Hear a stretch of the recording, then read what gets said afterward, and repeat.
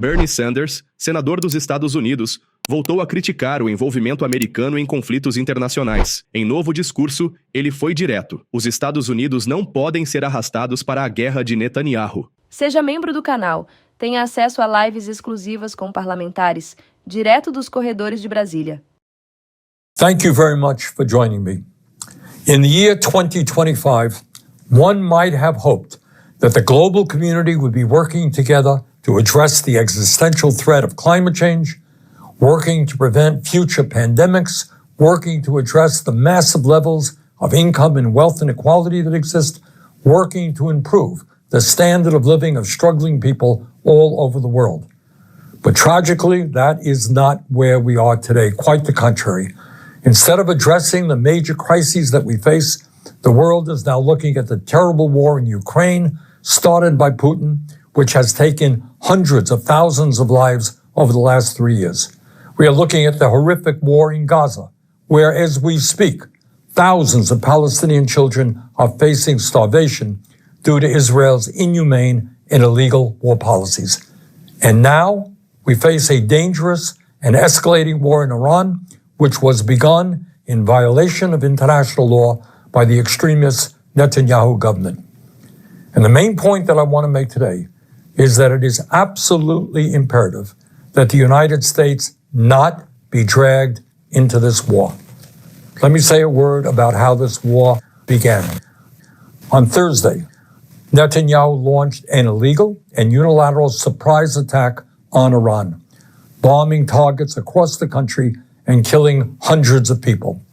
Iran has responded with attacks of its own, which have killed dozens of people in Israel. A fala vem em meio à ofensiva israelense contra Gaza, que já matou mais de 37 mil palestinos. Netanyahu responde a denúncias no Tribunal Penal Internacional, mas conta com apoio incondicional dos Estados Unidos. Whatever you may think of the corrupt and authoritarian Iranian regime, Israel's attack clearly violated international law and the United Nations Charter.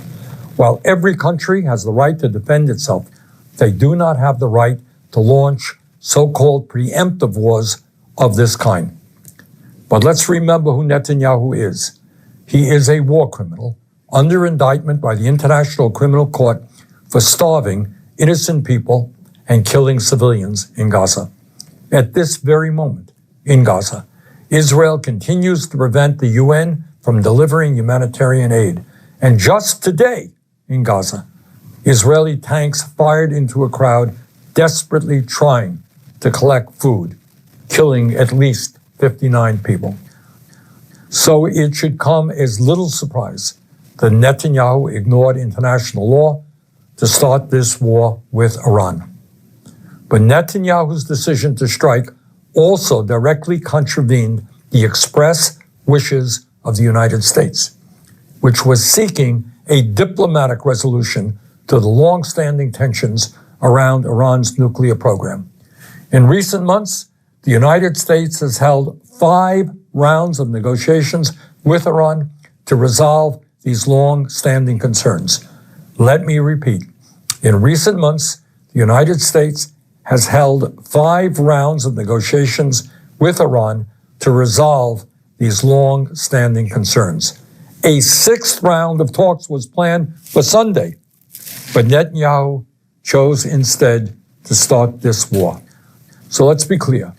Israel's attack was specifically designed to sabotage American diplomatic efforts.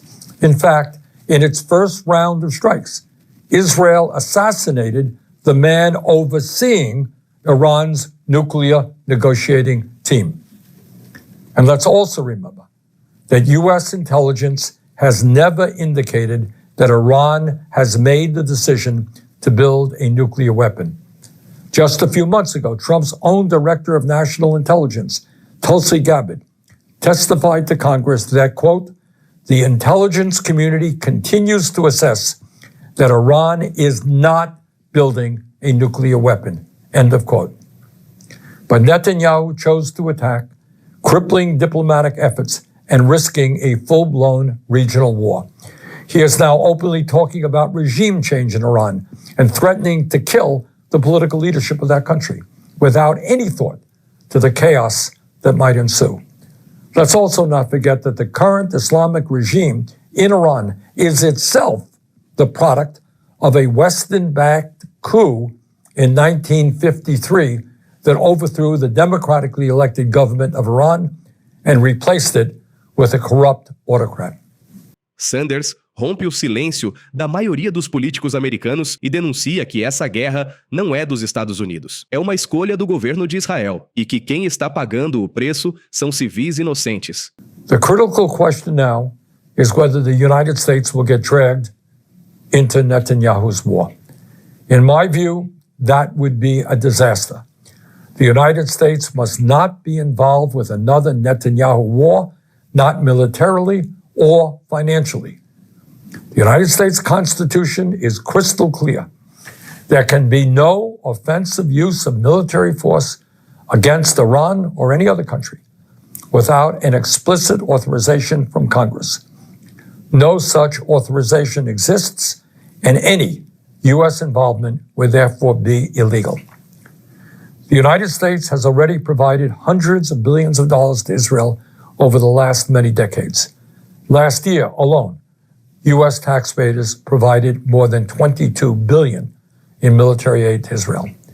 Meanwhile, while providing massive aid to Israel, we have Americans sleeping out on the street, unable to afford health care or other basic necessities. Enough is enough. O senador também apontou para outro ponto crucial. A instabilidade no Oriente Médio não é espontânea. Segundo ele, o regime atual do Irã é fruto direto da intervenção ocidental. President Trump ran as a supposed peace candidate. In his inaugural address, he said, and I quote, "My proudest legacy will be that of a peacemaker and unifier.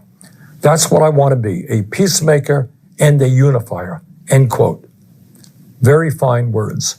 Trump should remember them today.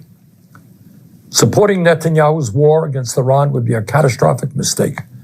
Instead of going to war, Trump must work with the international community to rein in Netanyahu and urgently push for a diplomatic solution. Netanyahu's illegal attack has made the world a more dangerous place. The United States must not be a part of this war. Thank you very much.